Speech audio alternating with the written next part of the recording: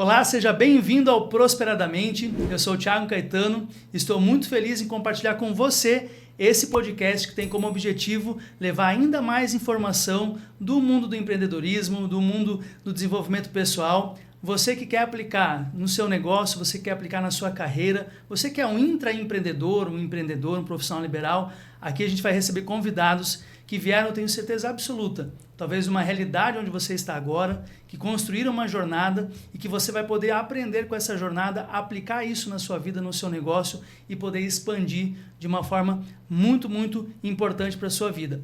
Talvez você se pergunte, Thiago, mas para que eu vou ver esse podcast? É mais um podcast que está acontecendo, esse é o primeiro episódio, como eu falei. A grande questão é que esse podcast ele é focado no sul do Brasil. Paraná, Rio Grande do Sul, Santa Catarina. Esse podcast vai ter empreendedores que eu tenho certeza absoluta que você conhece, que você já ouviu falar, histórias que estão muito mais próximas de você e que você vai poder até trocar informações com esses empreendedores, captar esse conhecimento e aplicar de uma forma instantânea na sua vida, no seu negócio.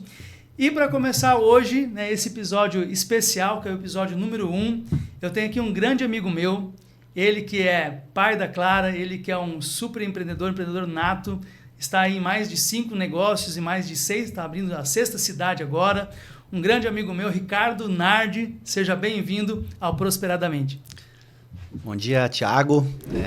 Um prazer estar aqui, no episódio número 1, um momento que eu tenho certeza que é muito importante para ti, que é o passo zero, né?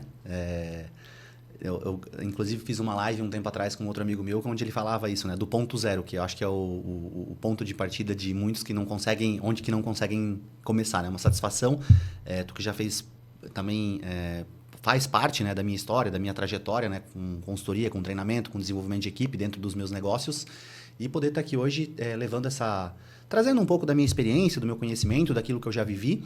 Eu acho muito importante isso, que até que tu falou na abertura, que é a questão de ter pessoas com uma realidade mais próximas do que a gente, Porque a gente às vezes vai ver um podcast, por exemplo, do Joel J, que eu acompanho ele e acho sensacional. Que é muito bom. Que é muito bom, muito sensacional. Bom. Só que é um pouco distante da realidade de muitos. E aí, quando a gente tenta executar algumas ações práticas, a gente se acha insuficiente, incapaz, porque, cara, como é que esse cara dá conta de acordar às 4 da manhã, nadar na piscina gelada não sei quantos quilômetros e correr não sei quanto e cuidar de 3 filhos e gravar podcast e tal. Então, a gente acaba, às vezes, não se conectando e se acha incapaz e acaba duvidando da nossa própria capacidade, Então, eu acho que trazer casos reais, e foi algo que fez bastante diferença na minha vida, na faculdade, nos núcleos que eu participei, associação comercial, cases de sucesso de pessoas próximas da gente, que são casos reais, que a gente tem o contato, que a gente tem acesso ao Instagram, que a gente tem o número do WhatsApp. Então, tenho certeza que esse podcast vai trazer muita clareza e muita luz para microempreendedores, intraempreendedores e pessoas que querem empreender em toda a região aqui. A gente está falando hoje aqui do Vale Norte, do Médio Vale, mas de todo o sul do Brasil. É bem nessa pegada que você comentou, Ricardo, porque quando a gente olha assim, o empreendedor que é aqui da minha cidade, o empreendedor que é de uma cidade do lado que eu conheço, que está perto de mim, eu consigo modelar, até porque a cultura da região é parecida, Então, tem estratégias que dão certo aqui, a gente consegue modelar. E o objetivo do Prosperadamente é esse, é conhecer essas histórias que estão próximas, inspirar, modelar. E você que está nos vendo, a nossa estratégia é muito essa. Você vai perceber hoje aqui, Ricardo, que o meu objetivo é extrair a maneira de pensar, a maneira de tomar decisão, a maneira de se comportar. Porque quando você consegue entender a linha de raciocínio, o modelo mental do empreendedor, aí você consegue adaptar isso para a sua realidade e aplicar. Porque você tem que entender por trás de uma decisão que ele tomou, por que ele tomou essa decisão? O que ele pensou para tomar essa decisão? E você começa a extrair esse conhecimento e poder aplicar na sua vida como um todo. Mas conta um pouquinho então para nós aqui como é que o Ricardo Nardi virou Ricardo Sushi, da onde você veio, conta um pouco da tua história aí, que eu tenho certeza que ela vai ser inspiradora. Então, o tempo vou abreviar bastante, por questões de tempo, assim, eu precisaria ir de umas quadras. Todas as vezes que eu começo a contar a história, é muita coisa que eu fiz nesse curto período de tempo, Primeiro, eu sou o Ricardo Nardi, eu tenho 36 anos, tenho uma filha, tenho hoje 6 operações rodando, mais 2 operações montando, mais 2 eventos, criei 5 marcas reconhecidas regionalmente, né? Tem bastante coisa que a gente vai aprofundar mais para frente do que eu já fiz, mas é importante Ricardo saber... empreende tão rápido, desculpa te cortar, Ricardo, mas empreende tão rápido que eu falei 6 no começo, mas já tem 6 rodando, já está 2, né, sendo estruturadas, que bom. O Thiago estava fora, né, Thiago, de Santa Catarina, e quando voltou já estava com mais 3 negócios abertos, né, propostas, modelos de negócio diferentes. Mas eu sou de família muito humilde, né? Sou do interior de Vitor Meireles. Para vocês terem ideia, hoje a minha base está em Ibirama, né? Que é uma cidadezinha de 20 mil habitantes, uma cidade pequena. Meu primeiro restaurante, meu primeiro negócio foi lá. Mas eu sou de Vitor Meireles, que é uma cidade de 5 mil habitantes, então mais no interior ainda. Vim para Ibirama com 17 anos para fazer faculdade, fui criado na roça, trabalhei na agricultura e tal. Passei por algumas... meu primeiro emprego de carteira assinada, né? Sem ser a roça, foi lavando ônibus lá na Expresso Presidente. E passei por madeireira, passei por vários segmentos, fui concursado, né? Era funcionário público. Quando eu comecei a empreender, eu era funcionário público. E sempre gostei de cozinha, mas nunca trabalhei na área, nunca tinha trabalhado. Aprendi a fazer sushi por hobby. O hobby virou uma segunda fonte de renda, e essa segunda fonte de renda eu vi uma oportunidade de me diferenciar, porque eu sempre gostei de cozinhar e sempre tive muito envolvido com a comunidade, que eu acho que foi algo que me ajudou bastante, porque como a gente vem de uma cultura de interior, então, tinha a festa da comunidade, lá tinha uma polenta com galinha, tava lá o Ricardo trabalhando o final de semana inteiro, voluntariamente lá, ajudando aquela galera. E eu acho que também essa questão do empreendedorismo, né, Thiago, acho que é a questão do protagonismo, né, de não estar por...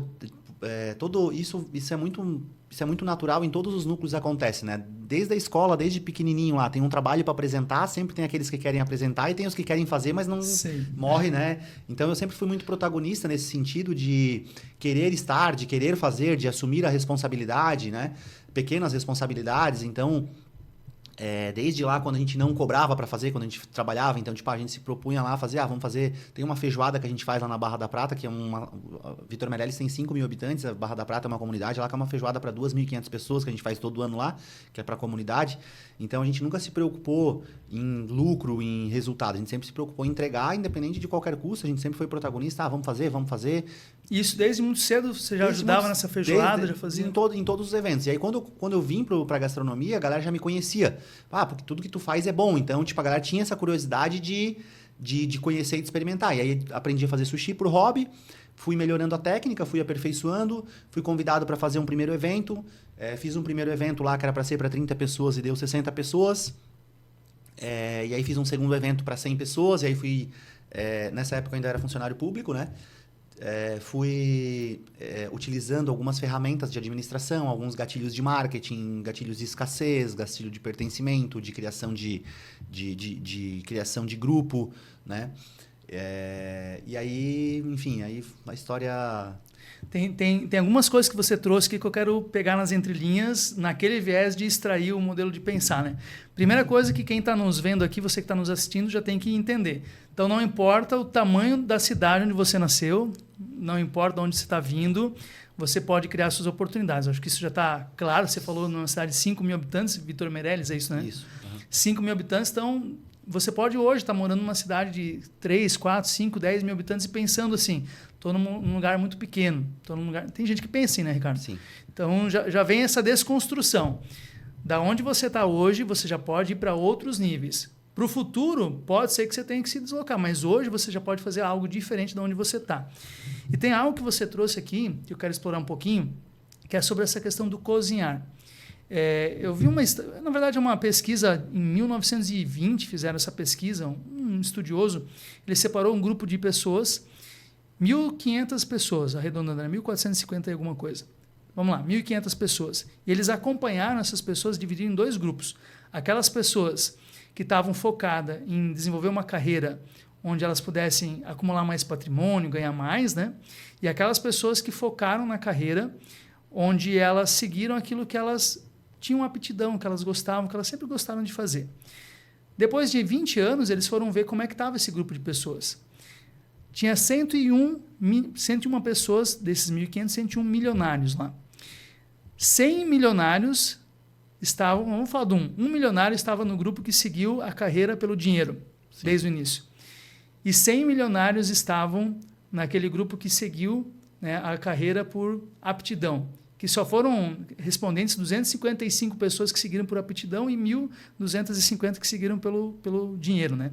Ou seja, aquilo que elas identificaram desde cedo, assim, que isso aqui eu gosto, eu tenho prazer, eu faço porque me dá uma recompensa emocional diferente, onde elas empreenderam dentro, atrelando aquilo que elas gostavam, elas tiveram mais sucesso financeiro.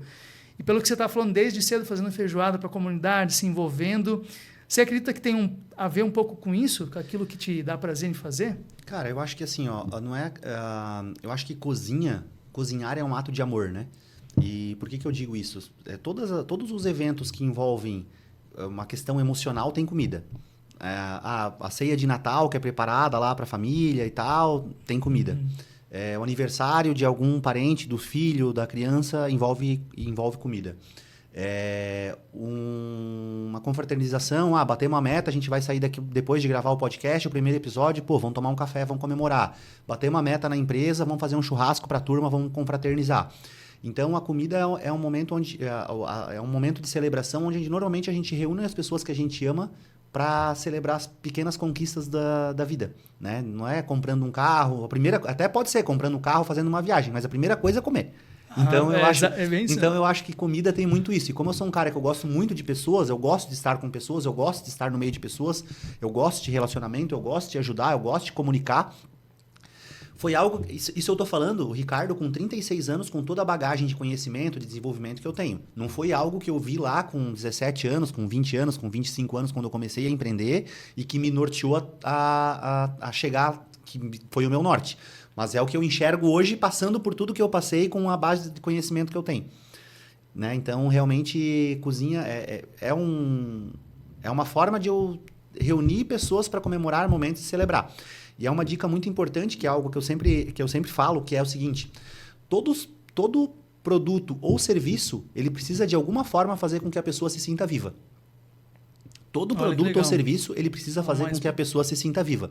E dentro dos meus modelos de negócio, hoje dentro dos meus restaurantes, enfim, quando a pessoa vai no Ricardo Sushi, né? Tu é meu cliente também, enfim, acompanha já desde o início lá do Ricardo Sushi, a pessoa sai de lá, ela vai lá jantar com a tua esposa, enfim, ou um grupo de amigos, ou bateu a meta, vai lá comemorar, tu gasta 200, 300, 400, 500 reais para jantar e tu não sai de lá dizendo, nossa, com aquele pensamento de escassez. Nossa, porque eu gastei 500 reais, porque agora eu não vou poder abastecer o carro porque eu gastei 500 reais. Não, tu sai de lá com o teu merecimento lá em cima. Nossa, que experiência sensacional. O que eu preciso fazer para poder viver mais disso? Eu quero poder proporcionar para os meus filhos isso. Eu quero poder proporcionar para os meus colaboradores isso. Eu quero mais disso. O que eu preciso fazer? Eu preciso estudar mais, eu preciso me dedicar mais, eu preciso aprender alguma coisa nova. Então, automaticamente, a gente aumenta a régua do merecimento dos nossos clientes e faz com que ele se sinta vivo. Isso é muito importante. Você que tem uma empresa, né? Como você faz o seu cliente se sentir quando ele entra em contato e experiencia a sua marca, né? Porque é emocional, essa lembrança vai ficar. Como é que eu me sinto quando eu vou em determinado lugar? E é isso que vai fazer ele voltar para o seu negócio. Mas voltando, né, Thiago? Vamos voltar lá para a história, porque aqui a gente já está na fase final quase, né? Nesse momento está tudo mais fácil, Está tudo mais fácil. Então, como que começou o Ricardo Sushi, né? Eu comecei fazendo eventos e tal, e depois eu tive um baita insight que foi colocar sushi nos supermercados para vender, que foi onde começou realmente a história do Ricardo Sushi, porque antes o que eu fazia? Eu trabalhava na prefeitura, pegava alguns dias e fazia alguns eventos isolados, tipo uma vez por mês, a cada 45 dias eu ia lá e alocava um espaço e fazia um evento de sushi lá, buffet livre e tal, reunia lá 100 pessoas, daí eu fui usando, né, a base de conhecimento, tipo, eu preciso encontrando o ponto de equilíbrio, eu preciso colocar acima de 80 pessoas para valer a pena, para ser mais rentável, enfim. Mas era uma segunda fonte de renda, mas era um hobby, era uma forma de reunir várias pessoas e ainda ganhar um dinheiro. E aí eu tive um insight de colocar sushi nos mercados para vender. Então o que eu fiz? Eu comecei fazendo na garagem de casa, uma outra dica importante, faça o melhor que puder com os recursos que tiver. Comecei fazendo na garagem de casa, tive um insight, pensei que vou fazer o quê? Vou vender sushi em bandejinha pronta para colocar nos mercados para vender. Usando já estratégias que eu tinha aprendido, eu fiz formação em administração, fiz pós em marketing, né? Sou um estudioso de marketing. Hoje eu digo que eu tenho uma empresa de marketing e eu uso os restaurantes para aprimorar as técnicas, né? Já inverteu o jogo, eu não uso mais marketing para vender sushi. Olha, mas vou dizer uma coisa, você falou assim, comecei na garagem de casa, né? Se começar na garagem é um pré-requisito para ser uma empresa enorme como o Google, como o Microsoft, como já tem um futuro promissor aí. Mas brincadeiras à parte, né, Ricardo? Mas olha que eu captei um negócio que tu trouxe aqui que eu acredito que é muito importante para quem está talvez pensando em empreender, tá naquela fase, né? Estou numa empresa aqui privada, estou como um CLT, mas eu gosto de ter uma renda extra, estou pensando em empreender. Porque talvez tu já tenha escutado essa história também, né, Ricardo? Quando você quer algo, você tem que queimar a ponte e é tudo ou nada, né? Sabe aquela história do queimar a ponte, que não tem como voltar? Com você não foi assim. Eu conheço muitos outros empreendedores que não tiveram essa virada. Eu também não tive essa virada de queimar a ponte de vez. Então, pelo que eu percebi, esse é o objetivo, né? Extrair um pouco da estratégia mental do empreendedor, né? Pelo que eu percebi, então, você identificou algo que você tinha prazer em fazer, trabalhava como funcionário público e foi experimentando fazer os eventos. Foi mais ou menos nessa linha aí? Nessa linha, e eu acho que assim, o primeiro passo é tu identificar aquilo que tu não quer para tua vida. Então, eu era totalmente infeliz sendo funcionário público. Então, a partir daquele momento, acho que o primeiro passo é esse. O que eu quero para minha vida e o que eu não quero. Porque, às vezes, é muito difícil e a gente ouve, né, muita gente falando, é porque a gente tem que ter clareza, porque a gente tem que meditar, porque a gente tem que ter... Quem não sabe para onde quer ir, não sabe... Primeira coisa que a gente tem que saber é para onde não quer ir. Maravilhoso. Então, eu acho que esse é o ponto de partida. Porque é difícil ter clareza. Eu, hoje, com 36 anos, aqui falando com 6 empresas, faturando mais de 12 milhões ano. Esse ano a expectativa é faturar mais de 20 milhões. Cara, se tu me perguntar sobre algumas coisas, eu não tenho clareza. Então, imagina para quem está lá começando, fudido numa CLT, ganhando R$ 1.800 por mês e tal. Então, a primeira coisa que tu tens que saber é o que tu não quer. Você que está vendo a gente agora aqui... isso é uma tarefa, né? A gente tem que saber fazer tarefa para evoluir na vida. Exatamente. Faz hoje uma lista, o que você não quer mais na sua vida, o que você não vai mais tolerar. Pode ser algo que esteja acontecendo no teu trabalho, pode ser algo em relação à sua saúde, ao seu relacionamento, mas o que você vai dizer assim, não, chega, a partir de hoje, para mim está claro que eu não quero mais. Talvez tenha um processo para você se desvencilhar de vez disso, mas o que você não quer mais? Exatamente. Então, e aí o que acontece? Eu não queria ser funcionário público, eu trabalhei 7 anos lá, não sei como que eu aguentei tanto tempo olhando hoje, né? Totalmente infeliz, e eu precisava fazer um movimento para me libertar daquilo. Sempre tive o desejo de ser rico, isso era um sonho de criança, né? Não tenho tabu em falar de dinheiro, então vim de uma infância muito pobre, muito miserável e era também algo, por isso que eu digo que é tão importante a gente saber o que não quer. Uma das primeiras lembranças que eu tenho da minha infância, Thiago, quando eu tinha 5 anos de idade, eu perguntando para minha mãe quando que a gente ia ter pão de verdade para comer. Então, foi lá naquele momento, com 5 anos de idade, eu tomei uma decisão, mesmo que inconsciente, de que eu nunca ia passar fome, que eu não queria aquilo para minha vida. Então, cara, a gente não combinou, mas essa inclusive era uma das minhas perguntas aqui para ti, que se teve algo da tua infância que te impulsionou, né, que tu carrega até hoje no sentido assim, de me dar energia para avançar. Então, essa é uma parte muito importante, porque eu lembro, uma das primeiras lembranças que eu tenho da infância, eu perguntando para minha mãe quando que a gente ia ter pão de verdade para comer, porque a minha mãe naquela época a gente só comia pão misturado. Carne era contado, assim, era um pedacinho aqui, um pedacinho lá de carne que a gente tinha para comer, refrigerante não tinha, chocolate, essas coisas que as crianças têm, né? A gente não tinha nada disso. E aí eu era muito... Mãe, quando que a gente vai ter pão? E minha mãe disse, olha, meu filho, se tu quer ter uma realidade diferente do que a gente tem hoje aqui, estuda. Porque a única forma de tu mudar a tua vida é através da educação. Então eu trouxe isso para mim, né? E, enfim, trazendo para a história recente. Então comecei, voltando para a história do Ricardo Sushi, comecei na garagem de casa, era funcionário público, trabalhava um período e tal. Essa história de queimar a ponte, do cara pegar e se jogar no precipício e aprender a abrir o paraquedas no caminho, assim, a gente não pode esperar, a gente não pode ficar esperando ter clareza. Um momento perfeito. Um momento perfeito. Né? Tem uma passagem que eu li agora recentemente, que é o seguinte, Deus, ele te dá uma lanterna que ilumina 1 metro. Ela ilumina só 1 metro. Só que a gente tem um túnel de 90 mil quilômetros para percorrer, que é um dia de cada vez. E às vezes a gente quer ter a clareza, a gente quer ter a certeza do fim desse túnel, que aí vai acontecer na nossa morte, que é lá com 70, 80, 90 anos. Então, se Deus deu uma lanterna que ilumina só 1 metro, que é um dia da nossa vida, a gente tem que seguir todos os dias buscando. Então, a gente tem que dar o primeiro passo, que é a estrada, que o túnel vai se abrir. A gente nunca vai ter clareza. Se a gente soubesse exatamente o que ia acontecer na nossa vida daqui uma semana, daqui um mês, daqui 100 anos... Se talvez você soubesse disso, você não precisaria ter fé. Não precisaria nem estar aqui gravando, né? Sei lá o que a gente ia estar fazendo uma hora dessa. Porque fé, o que é ter fé, né? Fé é ter convicção daquilo que teus olhos ainda não viram, né? Então, assim, se eu sei tudo o que vai acontecer, eu não preciso ter fé, porque eu já sei que vai acontecer. Sei, exatamente. É a realidade já, Então, né? o que eu comecei a fazer? Eu sabia aquilo que eu não queria, tive que fazer movimentos diferentes, não peguei e larguei a prefeitura, assim, cheguei lá, não, simplesmente eu vou pedir a conta, não. Porque eu acho que a gente tem que ter... a insegurança, ela faz parte, né, do cotidiano de todas as pessoas. Tem uma outra frase que eu gosto bastante, que é a seguinte... um ditado, né, que a diferença entre o corajoso e o cagão, ela é muito pequena. Ela é muito pequena, porque os dois têm medo. Só que o cara que tem coragem age apesar do medo, ele não deixa o medo bloquear. Então, só que essa fase de transição, ela é necessária. São muito poucas pessoas que... E normalmente essas pessoas que arriscam... o cara se pegou e largou tudo e são... Eles contam a parte bonita, mas com certeza teve muitas quedas, muitos desafios também, não é tão simples assim. Então, o que eu fiz? Fui fazendo o MVP, que é o produto mínimo viável. Coloquei sushi nos supermercados para vender, explodiu. Aí, então, eu pedi licença da prefeitura, depois acabei pedindo a conta. Mas comecei fazendo na garagem de casa. O pai, mãe, amigo, primo, tio, todo mundo... porque era muito trabalho, insano. E também um momento muito desafiador, porque assim... apesar de estar totalmente insatisfeito lá na prefeitura, eu estava dentro da zona de conforto. E quando a gente está dentro da zona de conforto, já diz tudo, né? Conforto. Para a gente sair de dentro dessa bolha, vem o quê? Dor. Porque a gente tem que expandir aquilo, né? Expandir aquela película, aquela capa que nos cerca, né? Isso gera dor. Então, assim, eu saí de uma situação em que eu trabalhava de segunda a sexta, das 8 às 5 da tarde, emendava todos os feriados, tinha um salário que razoavelmente era interessante, não era... Para nossa região, era um salário bem ok.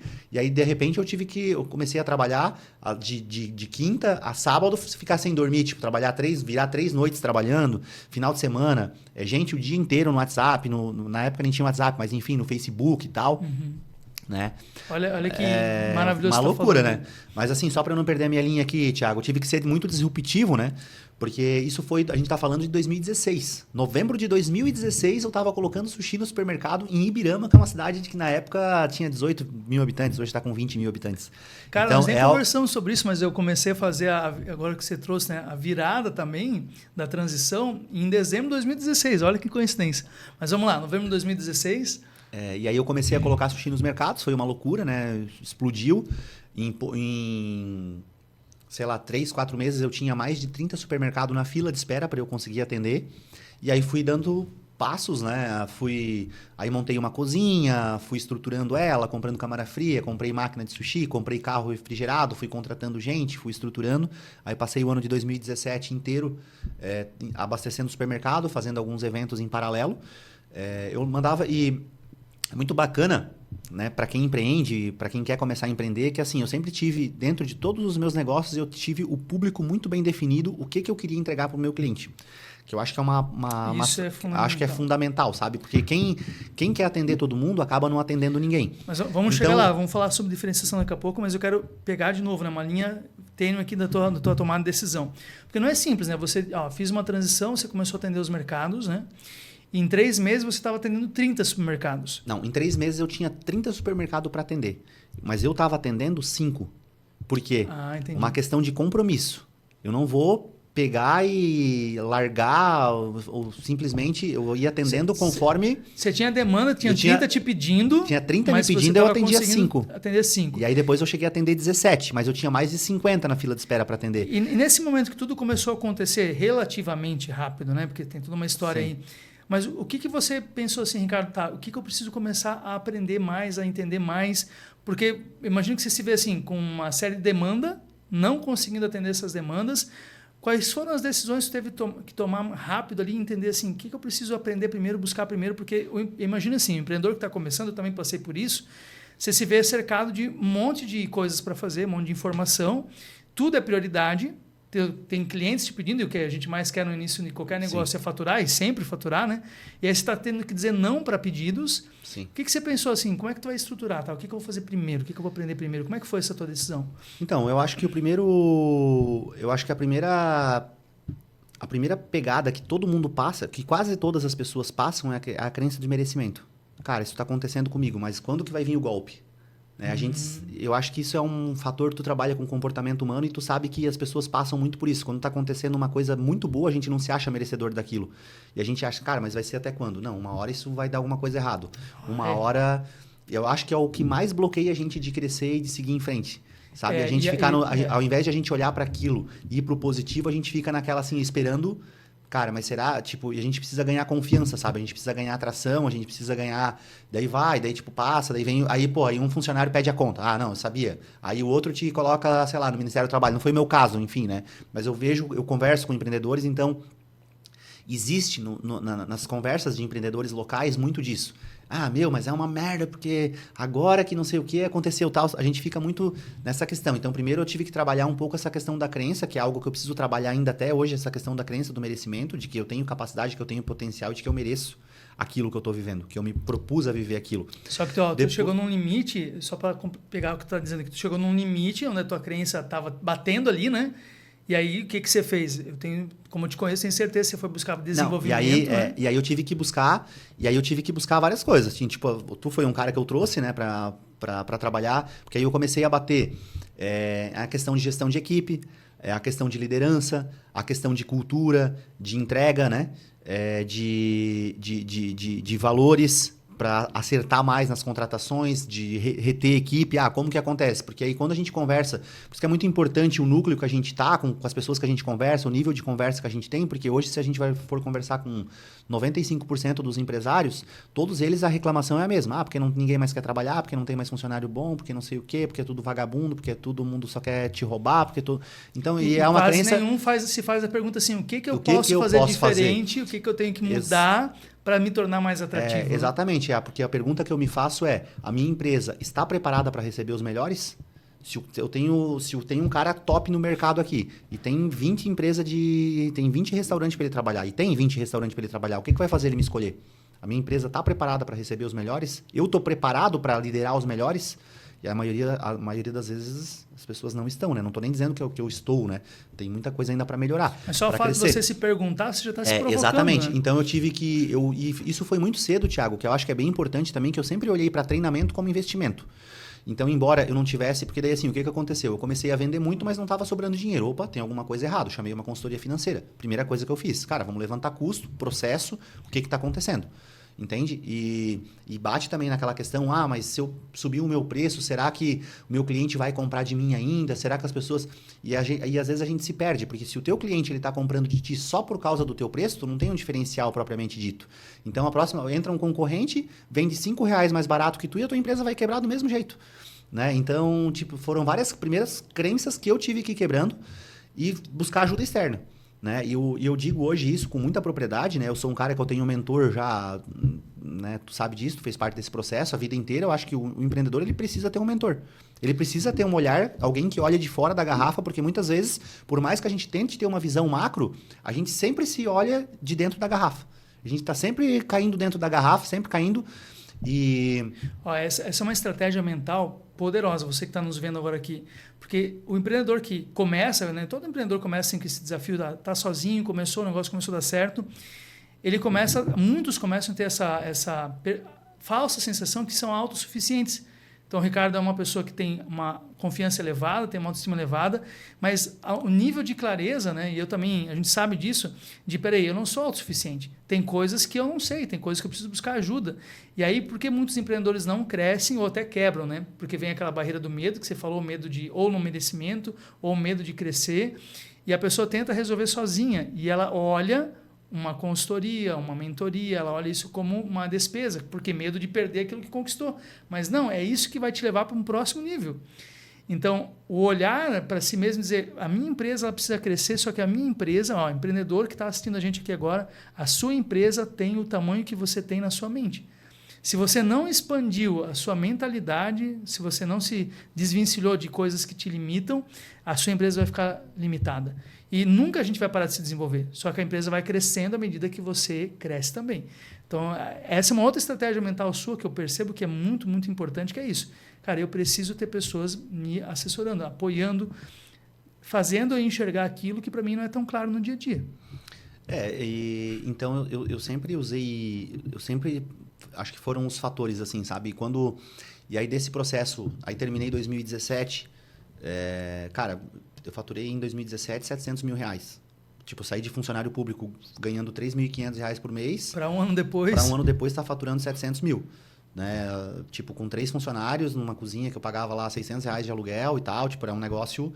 Só que eu olhei para o mercado e olhei pro mercado e disse, cara, não é isso aqui que eu quero fazer pro resto da vida. Eu não estava mais tendo prazer em fazer aquilo. Por quê? Porque você estava atendendo os mercados e nem nos eventos, estava atendendo mercado e evento. Mas eu tinha muita coisa para mostrar, muita coisa para inovar, muita coisa para criar, que aquilo me limitava. Por questões burocráticas, por questões fiscais, por questões de ser um produto que ele estava indo para refrigeração, por questões de logística. Então, eu olhei assim, final de 2017, eu olhei para o meu negócio e eu disse assim, cara, para eu crescer agora é o seguinte, eu vou ter que mudar daqui, vou ter que sair de Ibirama, vou ter que montar uma base ou em Indaial ou Blumenau, vou ter que comprar uns 4 ou 5 caminhões refrigerados, porque eu vou ter que distribuir, ou van refrigerado, enfim, porque eu vou ter que montar uma central e distribuir para muitas cidades e montar realmente uma indústria. E aí eu olhei para aquilo e eu disse, cara, eu não estou preparado para isso, não tenho capacidade nesse momento, não tenho capacidade técnica para gerir isso tudo, para fazer acontecer, me senti com medo de fazer aquilo. Isso foi uma das coisas que me fez a não fazer, porque eu poderia ter buscado investimento, poderia ter buscado sócio, poderia ter visualizado. Mas principalmente eu olhei para essa questão de fazer com que os clientes se sintam vivos. Então, com o produto que eu vendia no supermercado, ele era interessante, ele era um produto que ele dava dinheiro, de certa forma, só que eu não conseguia entregar isso. Eu não conseguia despertar isso no coração do meu cliente. E aí eu pensei em várias coisas e olhei assim, tipo, porque eu acho que o grande jogador, o craque do time não é aquele que mais corre. É aquele que olha para onde a bola está correndo e se posiciona para receber ela e vai lá e mata, né? E faz o gol, né? O cara pega uma bola e resolve o problema. Então, eu olhei para aquilo e quando eu comecei a fazer sushi na nossa região, sushi era mato.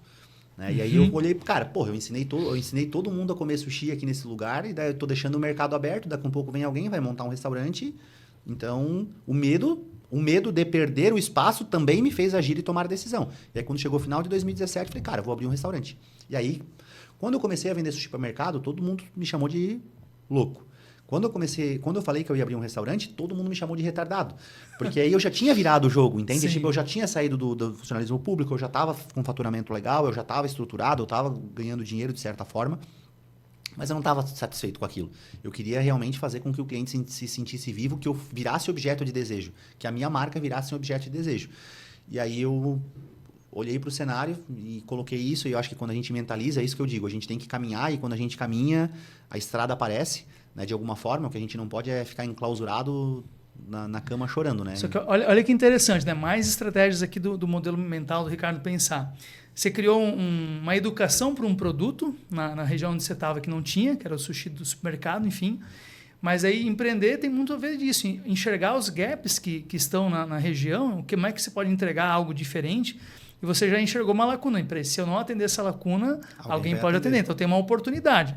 Então, você falou medo, mas ele é muito mais um olhar assim, de oportunidade e algo que você estava batendo, em ti, que você falou agora, né? De eu não estou conseguindo entregar uma experiência, algo, né, que vai trabalhar o emocional do meu cliente, e aí você decide, então, abrir o restaurante.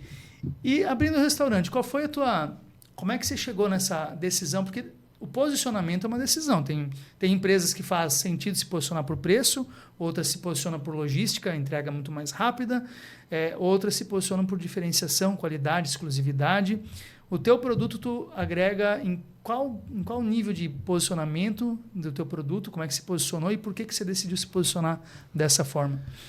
Então, na época, e aí foi começo de 2018, e aí surgiu o local e as coisas foram se encaixando, o quebra-cabeça foi montando e decidi montar o restaurante. Na época eu acompanhava muito, eu sou do marketing, né?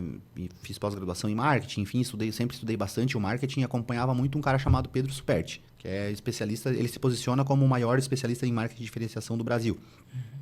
E trouxe muitas coisas do que eu aprendi com ele, né? Fiz alguns treinamentos dele também e tal, referente à diferenciação, à exclusividade, aos gatilhos de pertencimento, à tribo, como se tornar o gatilho dele era como tornar a sua concorrência relevante. Como se tornar uma marca desejada, né? Então, sempre trabalhei muito isso. De que forma? Produtos exclusivos, né? Qualidade extrema, produtos exclusivos, um atendimento humanizado, ambiente diferenciado. Então, a gente trouxe alguns elementos para se manter sempre vivo na cabeça do nosso cliente. Então, por exemplo, assim, hoje o nosso restaurante, a gente está numa cidade que é Ibirama, que é super pequena. E a gente é comparado, quem diz isso não sou eu. Quem procurar o nosso Instagram no Google ali, no Google Meu Negócio, a gente tem mais de 2.000 avaliações lá, 5 estrelas. A gente nunca teve uma avaliação negativa dentro do... Teve uns haters lá, né? Tem uns 3, 4 haters lá, mas a gente nunca teve avaliação. Eles precisam ter, para ter o outro lado também. Precisa ter, mas se for avaliar, então, tipo assim... E, cara, os clientes vêm, a gente atende gente do Brasil inteiro, representantes, turistas, familiares de pessoas que moram fora do Brasil e do mundo, enfim, todo mundo. Cara, um dos melhores sushis que eu já comi aqui, um dos melhores sushis que eu já comi aqui, um dos melhores sushis. Então, a gente criou produtos e a gente tá... E a questão, uma das coisas que tá no nosso DNA é a inovação. Então, por exemplo, assim, eu vou para São Paulo, eu volto com 10 pau de mercadoria. É trufa disso, é vieira daquilo, tipo, tudo que tem de melhor no mercado hoje a gente tem dentro do nosso restaurante. Tudo que está disponível hoje, de tecnologia, de matéria-prima, de material humano, tudo a gente traz para dentro do nosso restaurante, né? Então, tipo, a gente está direto proporcionando treinamentos para nossa equipe, não voltado... Isso que eu acho que é importante também, que é um dos nossos diferenciais, né? Tu já foi um cara que já ministrou diversos treinamentos lá dentro, né? Então, a gente não está focado em dar treinamento de como atender o cliente. A gente não está focado em dar treinamento de como criar um prato de sushi. A gente está focado em dar treinamento para desenvolvimento de pessoas. Porque a partir do momento que a gente treina, e é algo que eu sempre bato na tecla com as minhas equipes, o passo número 1 do nosso restaurante não é formar excelentes sushimens, é formar excelentes seres humanos. O nosso desafio lá é que todo colaborador que passar pela nossa empresa, ele saia melhor do que ele entrou. A partir do momento que a gente forma seres humanos, esse ser humano bem formado, ele pode ser o que ele quiser. Ele vai ser um excelente sushiman, ele vai ser um excelente atendente, ele vai ser um excelente barman. Então, é isso que a gente preza, e eu acho que esse é um dos nossos maiores diferenciais, né? Olhar para esse lado das pessoas, olhar para esse lado do desenvolvimento como um todo, porque são eles que entregam, não sou mais eu. Eu sou só o balizador. Quem entrega são eles, quem está lá na operação é eles. Eu estou em 6 operações hoje, rodando as operações, enfim, sempre com um olhar, né?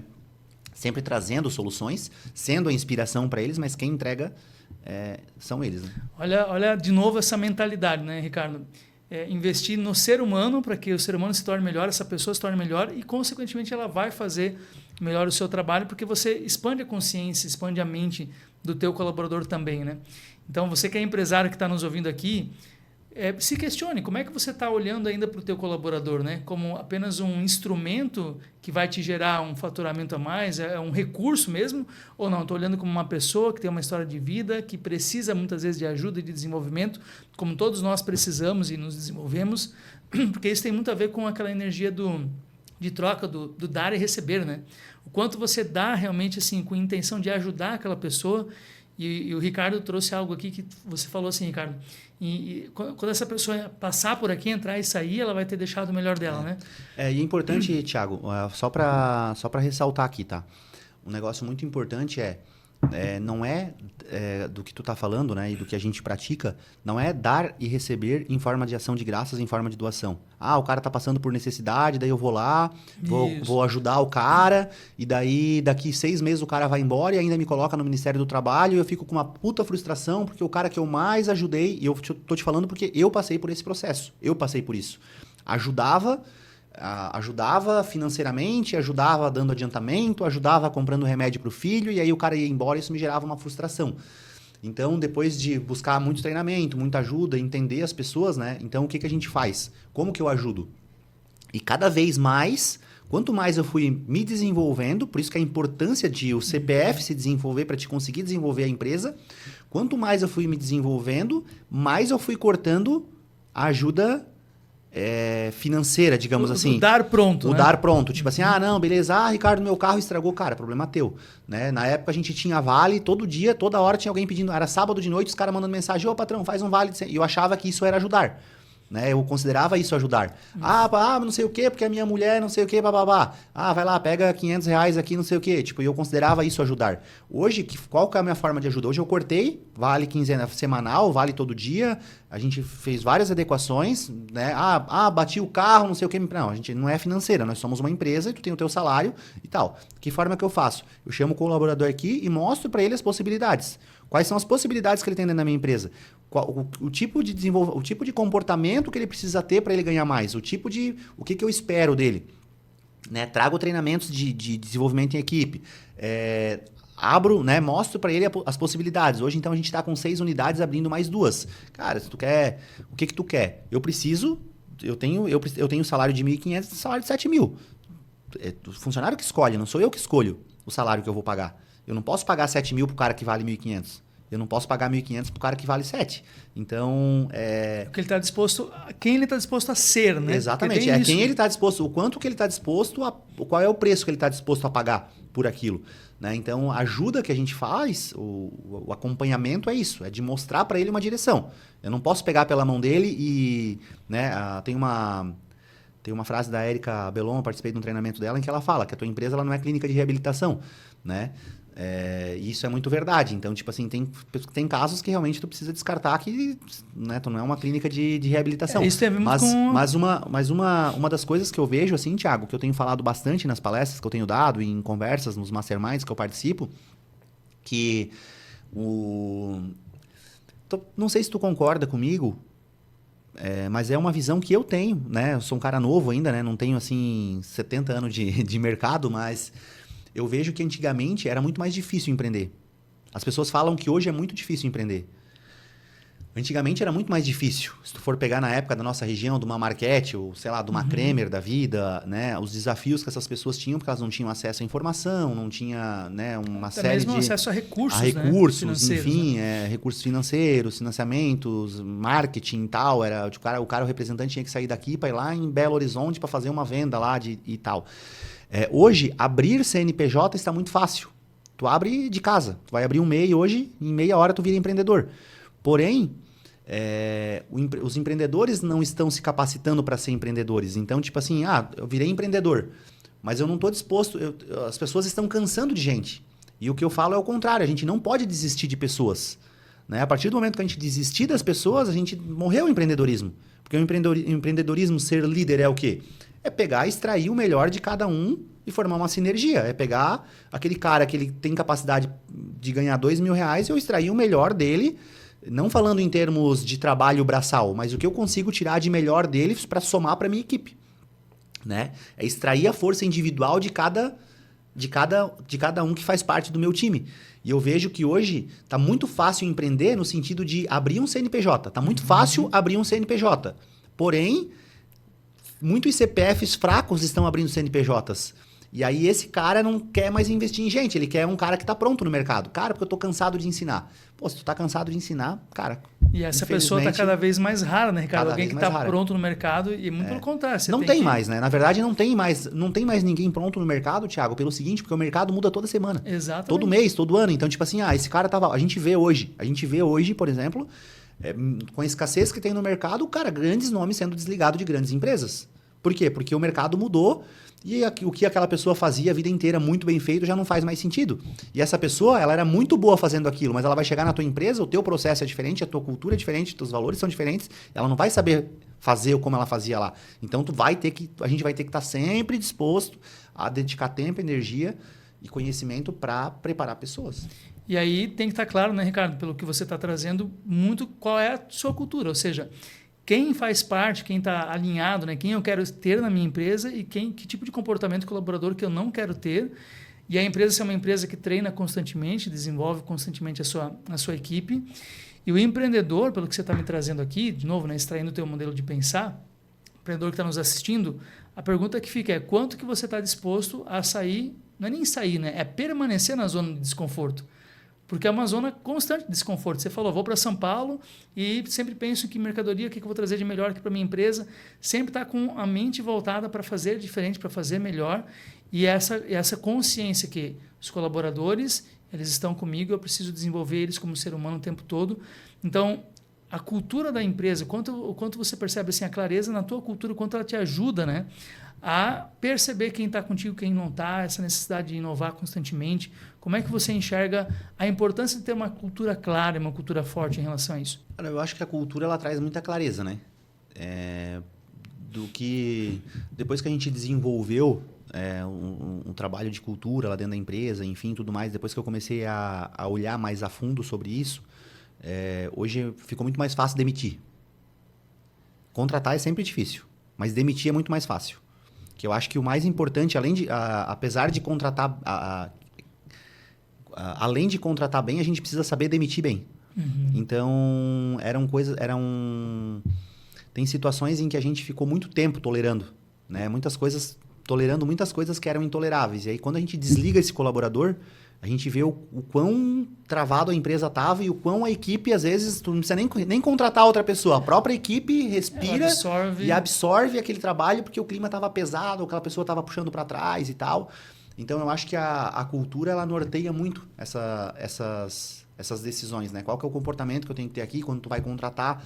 Cara, o que a gente admite e o que a gente não admite? Cara, isso aqui é inadmissível. Beleza? Beleza. O cara cometeu a primeira vez, cara, tu lembra que a gente conversou que é assim, assado? A cultura ela serve meio como uma cartilha do que pode e o que não pode, né? Dentro da empresa. Acaba sendo meio que isso, né? Quem você é aqui, né? Quem nós somos e quem você é, quanto você exatamente, em relação a isso. E o negócio, e o bacana é que, assim, o trabalho de cultura, uma vez ele feito, ele vai permanecer durante muito tempo, né? A gente já fez lá no Ricardo Sushi há 5 anos praticamente, né? Que a gente fez esse trabalho de cultura organizacional. E, obviamente, que às vezes a gente acaba deixando de regar, de cultuar. Não é um negócio que... ele é um jardim, você tem que fazer manutenção constante. Né? Mas é importante. O legal é assim, ó, Thiago, ele é um jardim, a gente tem que fazer manutenção constante. Tem duas situações. Eu acho que quando o dono... Porque tem muita... Isso vai muito da cultura do dono, né? Que é o meu caso, por exemplo, assim, por mais que às vezes a gente fica lá, fica 6 meses sem fazer uma reunião, sem falar, mas na minha cabeça está muito claro isso. Então eu consigo transmitir isso para minha equipe de forma muito clara. A gente não precisa ficar a cada 2 meses fazendo uma reunião, fazer um treinamento a cada 2 meses para repassar a cultura, blá, blá, blá, porque está claro.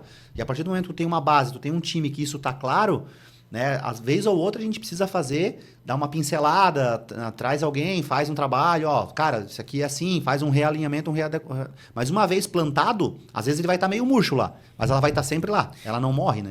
Porque você tem o que a gente chama de defensores ou embaixadores da cultura, por exemplo, tem colaboradores que estão contigo lá desde o início, Sim. que estão 5, 6 anos com você Exatamente. Lá. Então, essas pessoas, e olha só, quem está nos vendo aqui agora, né? Não é um ramo simples de você... É um ramo de restaurante, que as pessoas trabalham no sábado, no domingo, à noite. Então, não é um segmento simples de manter as pessoas. E você eu percebo lá, grande parte da tua equipe que está contigo há muito tempo. Isso tem a ver com a cultura alinhada com quem está lá, ou seja, tá conosco quem de fato tem o nosso jeito de ser e de fazer. E tem a ver com o clima que você constrói para que gere engajamento, satisfação. E, de novo, tem aquele teu olhar. Como que eu estou ajudando, no sentido de ajudar mesmo como ser humano, e transformando a minha empresa num lugar muito bom para trabalhar, porque não é simples. Tem empresas que não tem final de semana, não trabalham sábado e domingo, as pessoas trabalham de segunda a sexta, e que tem uma rotatividade enorme. Você está num segmento completamente diferente, desafiador, e que tem pessoas que estão lá com você há muito tempo. Então, tem esse olhar, né, para a cultura, para o clima, e essas pessoas sendo, com certeza, reconhecidas e valorizadas no Ricardo Sushi, né? Automaticamente, quando a gente fala assim, fazer com que as pessoas se sintam vivas, ela serve tanto para o cliente quanto para o colaborador. A gente não pode pensar exclusivamente no cliente, foco no cliente, foco total no cliente, sendo que, né, eu só vou ter cliente se eu tiver uma equipe, né? Não tem como... Então, você que está nos vendo aqui agora, tem que ser de verdade, né? Tem que ser para dentro e tem que ser para fora. Não adianta você querer ser uma empresa para o cliente e essa empresa não ser a mesma para o colaborador, que as coisas não vão acontecer. Vamos para o nosso... Tem um quadro aqui, Ricardo, chama Ping Pong, que a gente está criando dentro do nosso podcast aqui. Então, são coisas rápidas, é um bate-bola mesmo. Faço uma pergunta e tu já devolve com o que vem na tua mente. Vamos lá. Uma crença que te fortalece. No que tu acredita que te fortalece? A minha que a gente é capaz... Eu não vou ter uma frase pronta, né? Que eu não estava preparado. Mas eu acho que é uma crença que fortalece que, assim, tudo é treinável. Então... Tudo é treinável. Tudo é treinável. Se você pudesse voltar no tempo, uma coisa que você faria diferente nessa tua trajetória?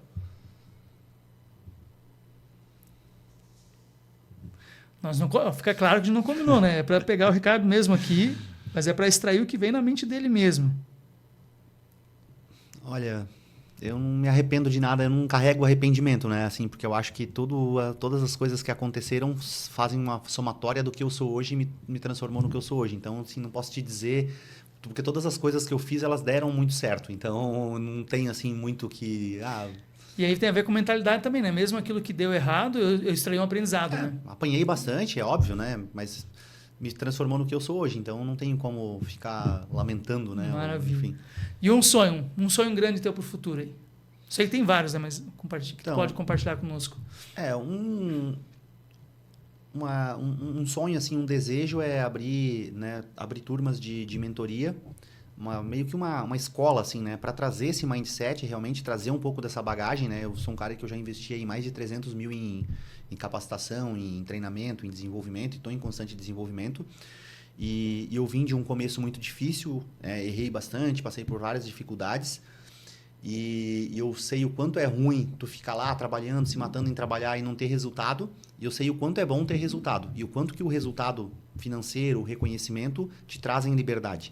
Né? Porque empreender nada mais é do que buscar a tua liberdade. Porque todo mundo, quando começa a empreender, Thiago, existe uma mitologia. Uma mitologia, porque o meu propósito, porque o meu não sei o quê, porque isso, porque aquilo, que é tudo muito importante. Porém, quando tu abre uma empresa, um propósito é claro, é ganhar dinheiro.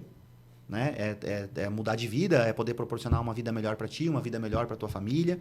E aí, aos poucos, a maioria não consegue mudar o mindset, não consegue sair da operação, e aquilo acaba se tornando uma prisão, e o cara entra em depressão, e às vezes quebra, e não quer mais saber de empreender, cria um trauma, porque não desenvolve a mentalidade que precisa para fazer isso acontecer. Então, um dos meus desejos, assim, é ver muitos empreendedores e muitos empreendedores prósperos, sendo felizes dentro do seu negócio, ganhando dinheiro com o seu negócio. Então, um dos meus propósitos, aí, dos meus desejos é levar isso, inclusive estar aqui gravando esse podcast, levando essa mensagem, né, para empreendedores, ajudar, né, aqui de uma forma gratuita, né, digamos assim, mas poder pegar na mão deles assim e dizer, cara, o caminho das pedras é esse, faz isso que funcionou comigo e vai funcionar. Com um desejo mesmo, é claro que aí eu vou monetizar isso, né? Isso vai ser monetizado, mas de um desejo realmente de ver as pessoas dando certo, assim, de transformar. Maravilha. E voltando, última pergunta do ping-pong aqui, algo que você aprendeu, que tu percebeu, não, isso aqui foi uma virada de chave, isso aqui foi importante, algo que fez diferença. Sei que muita coisa fez diferença na tua trajetória, mas algo que você lembra, cara, isso aqui foi uma virada importante, um aprendizado importante nessa minha trajetória que me trouxe até aqui, né? Para você foi marcante, assim? Que humildade, que sempre tem alguém melhor que a gente em alguma coisa. Então, assim, acho que forte isso. Eu acho que isso é o principal, né? Eu sempre fui um cara assim muito, não, porque eu sou isso, porque eu sou bom naquilo.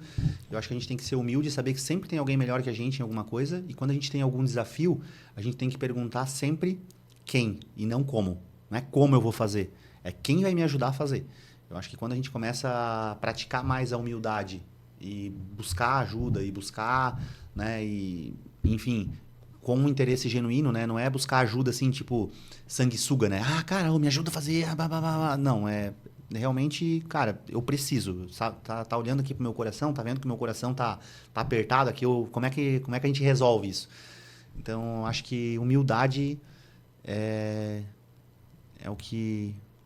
Foi maravilhoso. A virada de chave. Depois dessa, eu nem vou perguntar mais, mas uma pessoa que está com 6 unidades de negócio, indo para 8, né, que você falou no início, que está faturando em milhões por ano, fechar o nosso podcast falando que a humildade, né, é o que constrói, é o que leva, é o que te leva adiante.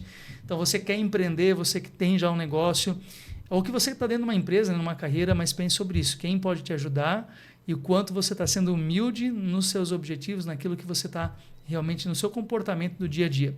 Ricardo, te agradecer de coração aqui, você sabe que a gente está sempre junto, e para mim foi uma felicidade, de verdade, o primeiro episódio poder fazer com você. Eu sei que a tua agenda, né, ontem à noite você estava gravando outro, tua agenda é corrida também, assim como a nossa, mas aquilo que você fez até aqui, construiu, que eu tenho certeza que vai ser muito mais do que vai vir ainda, e você vai poder vir compartilhar novas histórias. Então, te parabenizar, agradecer pela tua disponibilidade e deixar aí contigo a palavra para um recado que você queira dar, já convidar as pessoas também para te seguirem, onde é que elas te encontram. Fala um pouquinho para nós aí. Então, agradeço também pela oportunidade, é sempre muito bom poder levar, né, uma palavra de empreendedorismo, uma palavra de quem... Tem uma frase do Joel J que eu gosto bastante, que é: não aceite conselho construtivo de quem nunca construiu nada. Né? Então, como eu falei antes, eu não sou o Messias, né? Eu não sou o cara que sabe de tudo, passei por bastante coisa. É sempre gratificante poder contar, estar próximo de empreendedores, né? Eu acredito muito no movimento empreendedor. Acredito que o empreendedorismo é a única forma de mudar o mundo. É a única forma, né? A gente vê políticos, porque a política é a forma... Não, a política não muda nada. Que a forma de mudar o mundo é o empreendedorismo, porque o empreendedorismo gera emprego, o empreendedorismo gera renda, ele gera uma cadeia, ele transforma a tua vida, ele te dá uma renda melhor, tu pode tratar melhor a tua família, tu pode ajudar outras pessoas, tu pode, né, tu cresce, tu prospera, enfim, a única forma de mudar o mundo realmente é através do empreendedorismo. Então, agradecer por essa oportunidade. Quem quiser nos seguir aí, tenho vários Instagrams, mas hoje até a gente acabou não falando, né? Eu tenho hoje o Ricardo Sushi de Ibirama, o Ricardo Sushi de Tuporanga, o Ricai em Rio do Sul, tenho o Alfred Bar e Burger, que é um gastrobar que eu tenho em Ibirama, tenho 2 franquias também do The Best Açaí, que é Ibirama e Presidente Getúlio. A gente está abrindo também no shopping, que vai abrir lá em Ibirama, e está abrindo em Blumenau agora, no mês de março, ainda a gente vai estar inaugurando o Zamami, que vai ser uma outra marca. Depois, quem quiser conhecer os produtos do Ricardo, que assim, não dá para traduzir em palavras, é só você experimentando, porque é algo que vai para os sentidos mesmo. A gente vai deixar os links aqui das redes sociais no nosso episódio. E tem alguns eventos também que a gente faz, tem o Ricardo Sushi Festival, tem a Picanhada, agora tem o Braseiro. Então, nessa minha jornada aí de 8 anos empreendendo, eu criei 8 marcas diferentes, né? Com 6 modelos de negócio, cada um com um perfil diferente, cada um com... que é aquilo que a gente falou lá no começo do posicionamento, cada um com um desenho de negócio, cada um muito nichado, né? Muito com uma clareza do que a gente quer, com um propósito de cada negócio. Então segue aí o Ricardo Sushi, segue o @RicardoNardBirama, que a gente também tá sempre nos canais aí, sempre fazendo live, sempre fazendo stories, sempre contando um pouco da nossa jornada. É sempre muito rico poder compartilhar essas informações com todo mundo. Desejo sucesso aí ao Prosperadamente.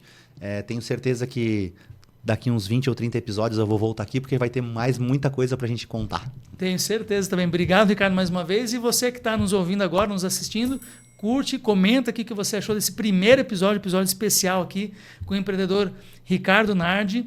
E toda segunda-feira um episódio novo para você no YouTube, no Spotify, no Deezer. Então compartilha, curte, comenta, porque a gente vai adequando o conteúdo e deixa suas dúvidas também sobre empreendedorismo, sobre desenvolvimento pessoal. As suas dúvidas vão poder ser respondidas nos nossos episódios também. Ricardo, obrigado mais uma vez, sucesso sempre, vamos em frente. Até mais.